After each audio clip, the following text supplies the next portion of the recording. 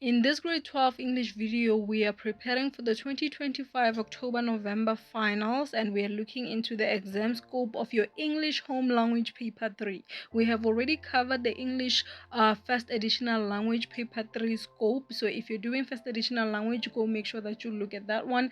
This one is for specifically those of you who are doing English Home Language. Now, we're going to look at what goes into your paper and how to best prepare for it.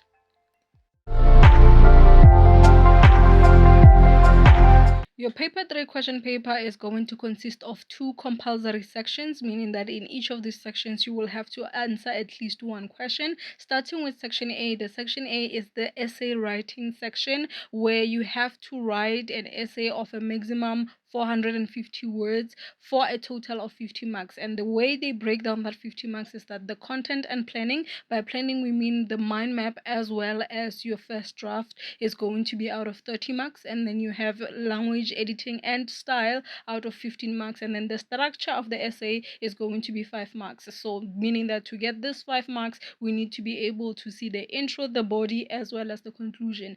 If you are unable to finish that last part, which is your conclusion, that will jeopardize your marks out of that 5 mark structure. Before we get into choosing the type of essay that you can write, I need to just clarify that when it comes to planning, you need to show both the mind map and the first draft. And by the way, the first draft doesn't have to be a full 450 essay word. It is supposed to be just a rough draft, so you can write out your introduction, your conclusion, and then in the middle just plan what each paragraph is going to be about. So you can write a first sentence, a first introduction sentence of each paragraph, but it doesn't have to be the full thing. And it needs to appear, that is your draft, it needs to appear before your final answer, cancelled out with a clean straight line across it to show that it is just a draft. Then when it comes to the type of essay, we have different types of essays. I personally recommend that you look into a narrative essay and a reflective essay. The reason for this is because they are the easiest to write. The narrative essay, we are talking about storytelling, so you're simply telling a story of an event that occurred in your life. The most important things that needs to occur in that narrative for it to be a successful story is that first you need a protagonist, that is the main character. Who is the story about? It can be about you, it can be about somebody else. What were their intentions, meaning that what were they trying to do, what were they trying to achieve?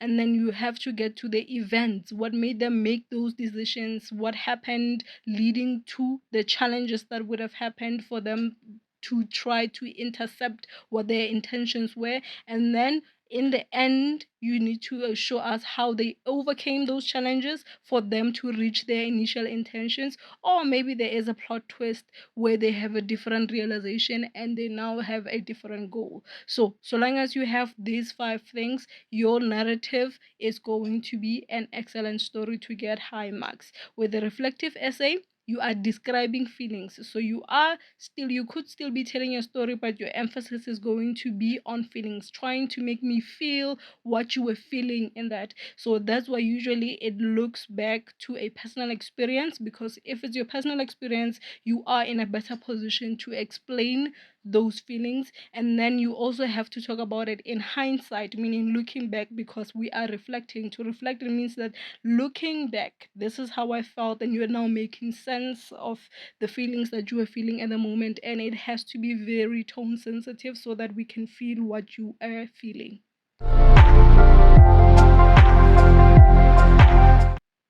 Section B of your question paper is going to be long transactional text, from which you are required to answer 2 of those questions for a total of 50 marks, meaning that each one of them is worth 25 marks, and you are writing for a maximum of 200 words for each of those. How the 25 marks is broken down is that the first 15 marks goes to content, planning as well as format. So the planning, we are looking at your first draft. There's no mind mapping in long transactional text, but we need a first draft. The first draft, again, it doesn't have to be a full 200 words. You are just showing a rough format of how you are going to place things, and the format also needs to be precise, meaning that if it's a formal letter, we need to be able to see that it is a formal letter.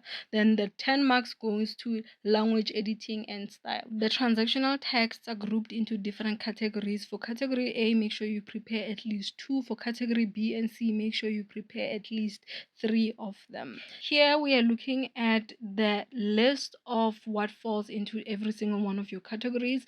First, you can see that we have 3 categories clearly. It is category A, category B, and category C. And the way the examiner sets your test is that they take at least 2 out of category A, 3 out of category B, and 3 out of category C. Hence, that is also the format that I recommend you use to prepare yourself. If you prepare in that manner, you would have prepared at least 8 of everything that falls in these categories, and there's no way that you won't be able to get at least 2 of those. Remember, what you are required to answer is you're only required to answer 2, and you would have prepared yourself for 8. So there is no way that you can go wrong, because there is also an issue of, but which 8 would I know to prepare? Choose any 8, so long as it's 2 from category A, 3 from B, 3 from C. There is no way that at least 2 of those will not appear in your exam, and you will be able to ace it. Remember, what we are focusing on most is that you know the format and you have given the most appropriate response according to what the question is asking you. So when you are given a friendly letter, they will also tell you what the friendly letter needs to be about, so make sure that you stick to that script. So speaking of a friendly letter, when we look into category A, you will see that a friendly letter and a formal letter is what makes part of category A, as well as a curriculum vitae and a covering letter. And then when it comes to category B, we have a formal report, an informal report, a review, a newspaper article, a magazine article, agenda and minutes of a meeting. In category C, we have a formal speech, an informal speech, a dialogue, and a written interview or an obituary. You will also see that they have a section for the SASL, that is the South African Sign Language. So remember, I said to you that this was taken straight out of the exam guidelines. So it is the exam guidelines for everybody. So if you want to help a friend, you know somebody who's going to be writing the South African Sign Language exam, you can take a screenshot and share with them and tell them that that is their section. But otherwise, for you have to focus on the ones that are above.